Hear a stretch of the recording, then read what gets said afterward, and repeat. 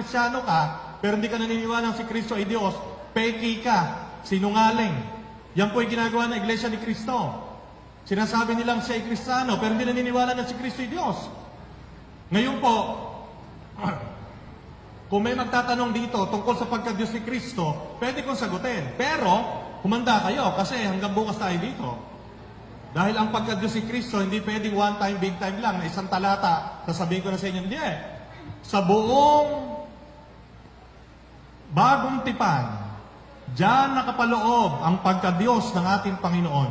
Hindi ko nga lang malaman kung bakit yung Iglesia ni Cristo, lalo na si Joe Ventilacion, na nagmamalaki, na nagtapos sa Harvard, Biblical Studies, etc., etc.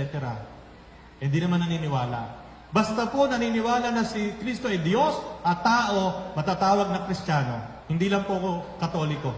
Dahil may mga Protestante din na Kristiyano na naniniwala na si Kristo ay Diyos at tao.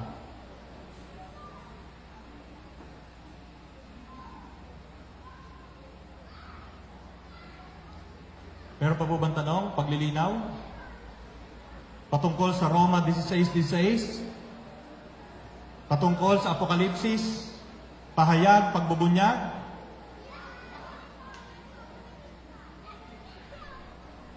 Tandaan, bago po tayo maghiwa-hiwalay, meron pong ipamimigay na aklat.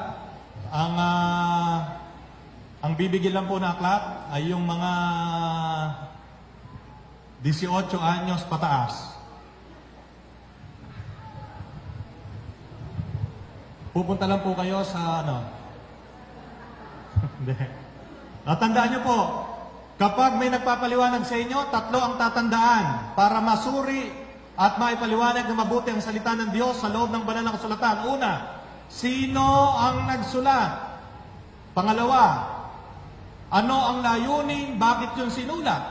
Pangatlo, ano ang sitwasyon nung panahon na yon ng lipunan nung iyon ay sinusulat? At sa pamamagitan ng pagsagot sa 3 tanong na yan, mauunawaan natin ang bawat aklat sa loob ng banal na kasulatan. Huwag kang chap-chap. No? Huwag kang chap-chap. Kasi pag chap-chap ka, patay tayo dyan. Amen? Ang may akda po ng aklat na yan, ano ba title niyan? Pagtatanggol ng pananampalataya ay si Brother Marco Evangelista. Nakita ko po siya dito. Brother Marco, pumarinig ka nga. Galing pa po yan ng Manila. Siya po ay nasa Radio Veritas. So habang pinamimigay po ang kanyang aklat, ay pahingi nga na isa. Tapos pamigay nyo.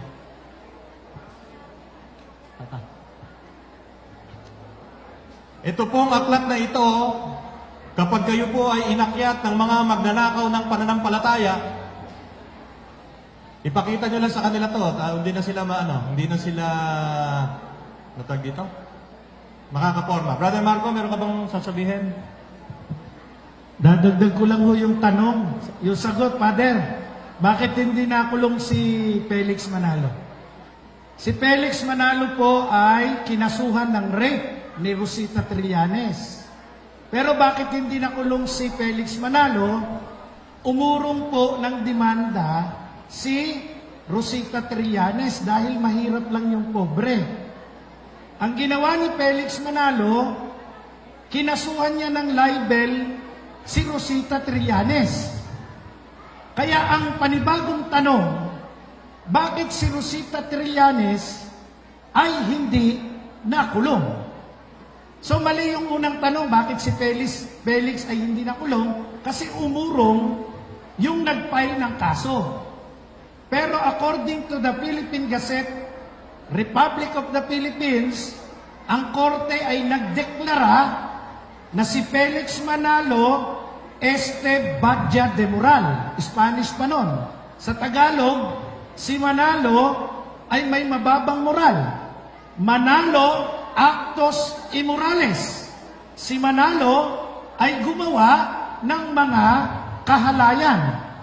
Kaya yung Iglesia ni Cristo ang itinuro sa atin ng Biblia at ni Father Richmond ay siya ring Iglesia Katolika.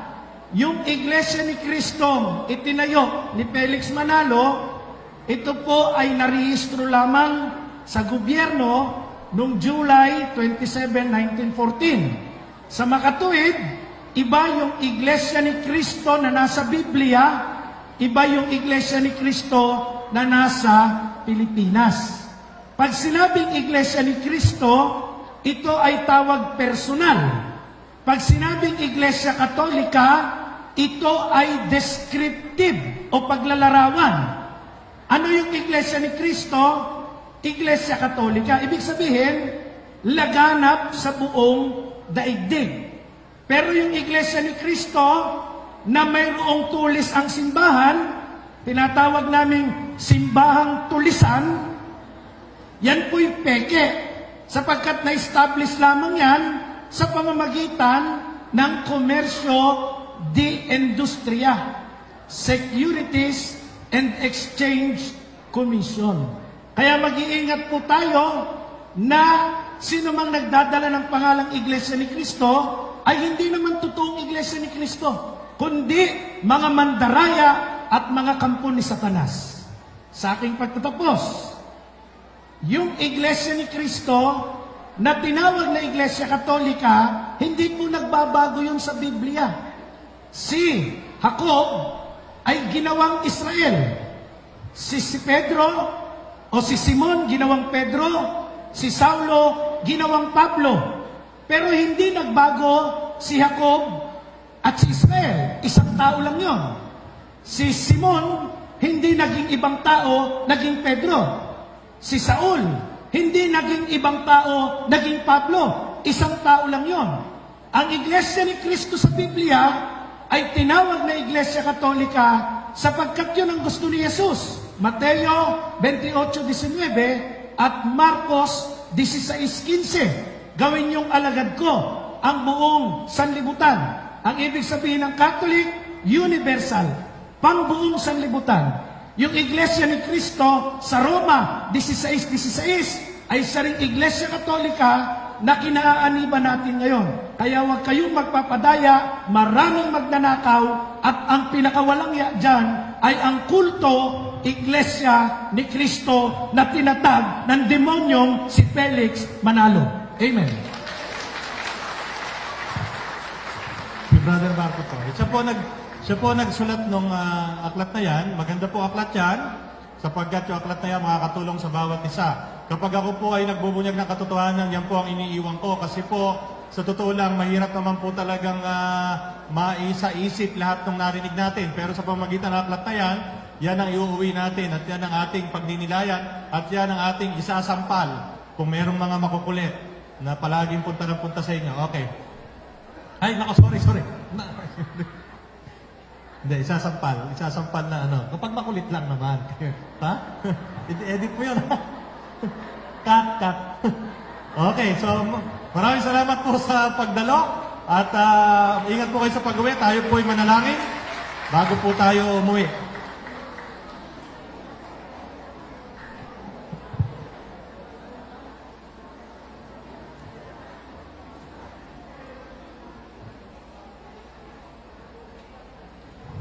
Manalangin po tayo kay San Miguel Arcangel. Ngayon po ay kanyang kapistahan at naway tayo kanyang gabayan at lukuban ng banal na Espiritu upang tayo may pagtanggol sa mga demonyo na aaligid-ligid sa ating buhay. Sa ngalan ng Ama, ng Anak, ng Espiritu Santo, Sancte Michael Arcangeli, defende nos proele contra nicesem et sidias, diaboli esto presidium, imperet illi Deus, supplices deprecamur tuque, principes militia, celestis satanam aliusque spiritus malignos, qui ad perditionem animarum pervagantur in mundo divina virtute, in infernum detrude. Amen. Abagi ng Maria na pupuno ka ng grasya, ang parang Diyos ay sumasayo, bukod kang pinagpala sa babaeng lahat, pinagpala naman ang anak na si Jesus.